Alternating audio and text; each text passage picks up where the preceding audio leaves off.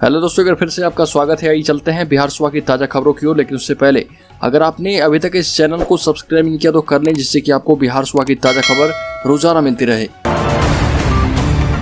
पहली बड़ी खबर, राष्ट्रपति चुनाव में द्रौपदी मुर्मू की जीत के बाद उपराष्ट्रपति चुनाव में धनखड़ की जीत हुई है। उपराष्ट्रपति चुनाव के लिए संसद में वोटिंग शाम 5 बजे खत्म होने के बाद एनडीए उम्मीदवार जगदीप धनखड़ उपराष्ट्रपति पद पर काबिज हो चुके हैं। उपराष्ट्रपति चुनाव में जगदीप धनखड़ की शानदार जीत हुई है। पीएम मोदी भी जश्न में होंगे शामिल। आपको बता दें कि केंद्रीय गृह मंत्री अमित शाह सहित दूसरे सांसदों ने भी इसमें मतदान किया है। एनडीए उम्मीदवार जगदीप धनखड़ विपक्ष के उम्मीदवार मार्गरेट अल्वा को पराजित करके उपराष्ट्रपति चुनाव जीत लिया। अगली खबर, बेतिया में आर्मी जवान ने की खुदकुशी। बेतिया में एक आर्मी जवान ने आत्महत्या कर ली। घटना जिले के बैरिया थाना क्षेत्र के भेड़ी हारवा गांव की है, जहां पर पारिवारिक कलह में आर्मी के जवान ने देर रात आत्महत्या कर ली। मृतक की पहचान बैरिया थाना क्षेत्र के भेड़ी हारवा गांव निवासी भीम यादव के 27 वर्षीय पुत्र हरे राम यादव के रूप में की गई।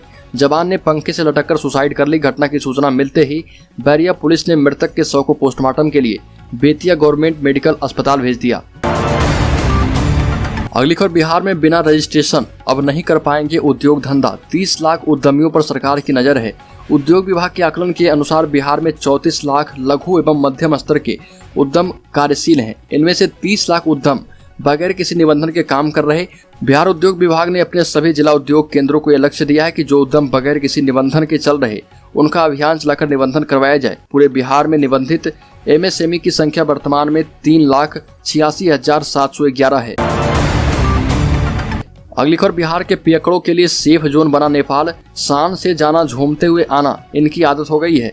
आपको बता दें कि राज्य में एक तरफ शराबबंदी कानून को प्रभावी बनाने के लिए सरकार लगातार कोशिशों में जुटी है, वहीं बॉर्डर इलाकों में शराबखोरी रुकने का नाम नहीं ले रहा। शुरू से ही शराबबंदी कानून को ठेका दिखाकर शराब पीने वाले लोग बेरोक-टोक नेपाल जाकर शराब पीते हैं और आराम से वापस आ जाते हैं। राज्य में शराबबंदी के बाद से ही भारत नेपाल सीमा शराबियों के लिए सेफ जोन बन चुका है। दरअसल बॉर्डर पर नेपाल जाकर शराब पीने वालों को खुली छूट है। हालांकि बॉर्डर पर तैनात एसएसबी के जवान नेपाल से शराब लेकर आने वाले धंधेबाजों के विरुद्ध कार्रवाई तो करते हैं, लेकिन शराब पीकर लौटने वालों पर कार्रवाइयां नहीं हो रही है। शराबबंदी कानून को प्रभावी बनाने के लिए जिस विभाग पर सबसे बड़ी जिम्मेदारी है वह मद्य निषेध विभाग एवं उत्पाद पुलिस इस मामले में सिर्फ खाना पूर्ति करते हुए नजर आती है।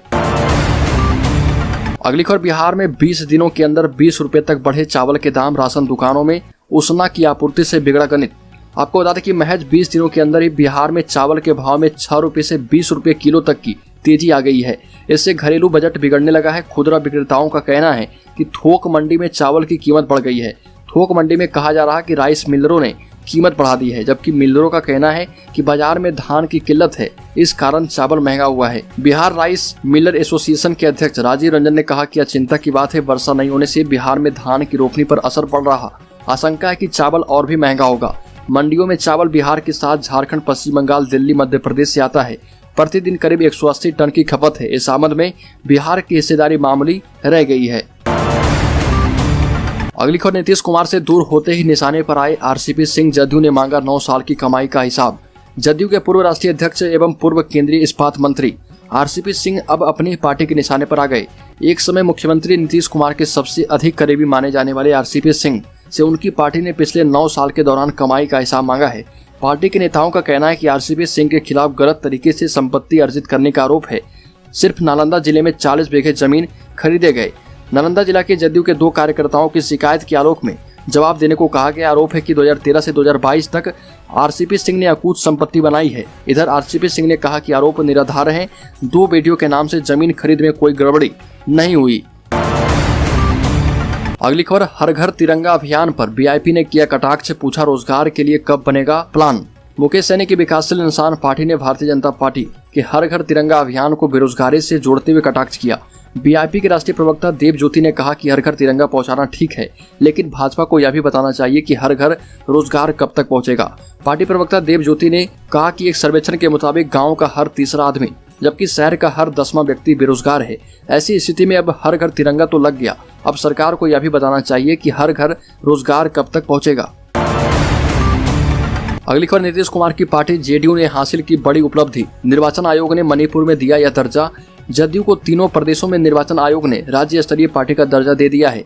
बिहार और अरुणाचल प्रदेश के बाद अब मणिपुर में भी पार्टी को आयोग ने यह मान्यता दी। सियासी दृष्टिकोण से इसे काफी अहम माना जा रहा। जदयू को मणिपुर में राज्य पार्टी का दर्जा मिल गया है। जदयू की ओर से इस आशय की आधिकारिक जानकारियां दी गई। मणिपुर लोकसभा एवं विधानसभा चुनाव में जदयू के बेहतर प्रदर्शन के आधार पर यह उपलब्धि हासिल हुई है। वर्तमान में जदयू बिहार एवं अरुणाचल प्रदेश में तीर छाप के साथ निबंधित राजनीतिक दल के रूप में कार्यरत है। अब इसमें मणिपुर का नाम भी जुड़ गया है। यहाँ पर 2022 के विधानसभा चुनाव में पार्टी ने 6 सीटें जीती थी। अगली खबर, बिहार के बेतिया में पैसे के चक्कर में डोल गई मां की ममता। बिटिया की सौदा को हुई तैयार आर्थिक रूप से कमजोर परिवार की बेटी को शादी का झांसा देकर बेचने का एक सनसनीखेज मामला सामने आया। बेतिया में लड़की की खरीद फरोख्त के धंधे में संलिप्त एक महिला ने युवती की मां को भी झांसे में ले लिया। गरीब मां की ममता भी पैसे के लालच में डोल गई और वह बेचने को राजी हो गई। आखिरकार युवती ने साहस का परिचय दिया, खुद महिला थाने पहुंच गई और जब महिला थाने से न्याय मिलने की उम्मीद नहीं देखी तो सीधे एसडीपीओ ऑफिस में जाकर फरियाद कर दी। आखिरकार बेतिया एसपी उपेंद्र नाथ वर्मा के संज्ञान में मामला आ गया है। एसपी ने इस पूरे मामले की जांच के लिए टीम का गठन किया है। अगली खबर, पटना में शिक्षक अभ्यर्थियों पर हुआ लाठीचार्ज, कारगिल चौक पर भारी हंगामा। बिहार के पटना में शिक्षक अभ्यर्थियों का जोरदार हंगामा, 7वें चरण की बहाली की मांग को लेकर बवाल किया गया। राजधानी के जेपी गोलंबर के पास प्रोटेस्ट पुलिस ने झटकाई लाठियां। कई शिक्षक अभ्यर्थी इसमें जख्मी हो गए हैं। लाठीचार्ज में आपको बता दें कि पटना में जेपी गोलंबर के पास 7वें चरण के शिक्षक बहाली को लेकर ये बवाल किया जा रहा था, जिसपे राजधानी के जेपी गोलंबर पर पुलिस ने लाठियां चटकाई।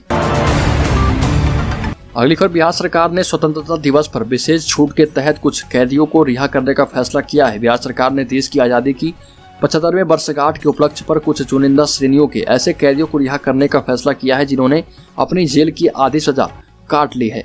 बिहार के विधि मंत्री प्रमोद कुमार ने बताया कि राज्य के गृह विभाग की एक जांच समिति को कैदियों के रिकॉर्ड की समीक्षा करने एवं सजा में विशेष छूट दिए जाने के योग्य कैदियों की पहचान करने का निर्देश दिया गया है। मुख्यमंत्री नीतीश कुमार की अध्यक्षता में मंत्रिमंडल की बैठक में यह फैसला किया गया। मंत्री से कहा गया कि राज्य सरकार के द्वारा लिया गया प्रमुख फैसला है, अपनी जेल की आधी सजा काट चुके कुछ चुनिंदा श्रेणियों के कैदियों को रिहा किया जाएगा। अगली खबर, भागलपुर में एमडीएम खाने से 54 बच्चे हुए बीमार, परिजनों के डर से स्कूल बंद कर फरार हुए शिक्षक। जगदीशपुर प्रखंड के राजकीय मध्य विद्यालय सैनो में एमडीएम में एक छिपकली गिर गई। उस खाने को खाने से 54 बच्चों की तबीयत बिगड़ गई। इससे स्कूल में अफरा तफरी का माहौल हो गया। सबसे पहले 2 बच्चों की तबीयत खराब हुई तो प्रधानाचार्य उन्हें लेकर डॉक्टर के पास गए। डॉक्टर ने बच्चों को दवा दी और उन्हें खतरे से बाहर बताया। उसके बाद एक एक कर कई और बच्चे बीमार होते चले गए। खबर मिलने पर बच्चों के परिजन स्कूल के बाहर जुट गए और जमकर हंगामा किया। अगली खबर, बिहार के मधेपुरा में सरकारी जमीन पर अतिक्रमणकारियों ने अवैध रूप से कब्जा किया हुआ है। इस दौरान जमीन को अतिक्रमण मुक्त कराने पहुंचे मजिस्ट्रेट और पुलिस वालों पर अतिक्रमणकारियों ने हमला कर दिया। अतिक्रमणकारियों ने जेसीबी चालक की भी जमकर पिटाई की, जिसमें जेसीबी चालक गंभीर रूप से घायल हो गया। घायल को इलाज के लिए अस्पताल में भर्ती कराया गया है। दरअसल ये मामला घैलाड़ प्रखंड अंतर्गत भान टेकटी के भान वार्ड संख्या 8 का है। यहाँ पर सोनाई स्थान स्थित सरकारी जमीन से अतिक्रमण हटाने के लिए प्रशासन के द्वारा कार्रवाई की गई। इस कार्रवाई के लिए पहुंचे अंचलाधिकारी और पुलिस वालों पर अतिक्रमणकारियों ने हमला कर दिया। अगली खबर, वायु प्रदूषण में होगी कमी, बिहार के सभी बड़े शहरों में चलाई जाएगी सीएनजी बसें। बिहार में वायु प्रदूषण में पहले के मुताबिक कमी देखी जाएगी। पटना में ही नहीं बल्कि अब बिहार के सभी बड़े शहरों में जल्द ही सीएनजी बसें चलाई जाएगी। इसको लेकर परिवहन विभाग ने तैयारियां शुरू कर दी है। इसी कड़ी में प्रमंडलीय मुख्यालय और फिर जिला मुख्यालय वाले शहरों को जोड़ा जाएगा, लेकिन पहले उन शहरों में काम किए जाएंगे जहां पर सीएनजी स्टेशन हैं। मांग के मुताबिक सीएनजी की संख्या बढ़ाई जाएगी। जानकारी के मुताबिक परिवहन विभाग ने पटना के बाहर अन्य जिलों में भी नए सीएनजी स्टेशन खोलने और पाइपलाइन विस्तार में तेजी लाने के निर्देश दिए हैं। अगली खबर, महाराष्ट्र में नुपुर शर्मा की डीपी लगाने पर फिर से हुई पिटाई, आरोपियों ने युवक को मरा समझकर बेहोश छोड़ा। भाजपा विधायक बोले, महाराष्ट्र शरिया कानून से नहीं चलेगा। महाराष्ट्र के अहमदनगर जिले में नुपुर शर्मा का समर्थन करने पर एक युवक पर करीब 15 मुस्लिम लोगों ने तलवार और हॉकी स्टिक से हमला कर दिया और इसमें युवक की पसलियां टूट गई और 35 टाके लगे हैं। घटना जिले के करजत इलाके में 4 अगस्त को हुई। अहमदनगर थाने में केस दर्ज कर लिया गया है। पुलिस ने इस मामले में अभी तक 4 लोगों को गिरफ्तार किया है, हालांकि मुख्य आरोपी फरार है। इस बीच भाजपा विधायक नीतीश राणे ने कहा कि अगर हिंदुओं पर इस तरह के हमले जारी रहे तो हमारे हाथ बंधे नहीं हैं। महाराष्ट्र शरिया कानून से नहीं बल्कि संविधान से चलेगा।